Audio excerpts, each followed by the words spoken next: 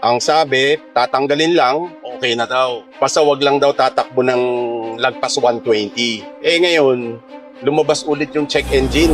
Ang sabi nila, kailangan palitan na daw yung buo.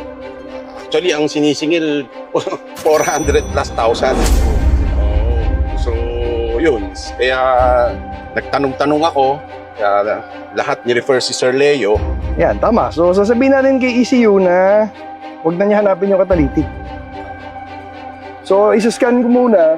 Tapos malalaman ko ano yung... Baka kasi may ibang error na hindi... Meron kasing... Pag yan, sure, kaya yan i-delete. Pag may iba, hindi. Hindi lahat ng check engine pwede mo tanggalin sa tono. May mga check engine na kailangan ng kotse mo para tumakbo siya ng matino and matipid. Yan. So, wala nang check engine, pero para sure, scan natin kung may makita pa siya. Read DTC, wala na dun.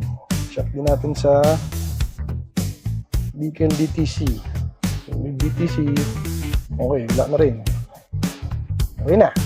Yan, so yung tono, hindi lang pangpabilis, pangpawala siya ng stress, para siya maging happy yung gamit mo sa kotse mo. Pero, gusto lang ni Sir mawala error, siyempre, lalagyan natin ng mild tune na rin. Total, ganoon din naman yung bayad mo kay ECU Tech, magre-register ka rin ng ECU.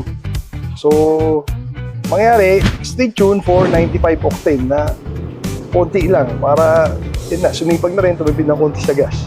Kanya-kanyang purpose, kanya-kanyang budget. Ang pinaka-importante, hassle-free and enjoy ka gamitin yung kotse mo.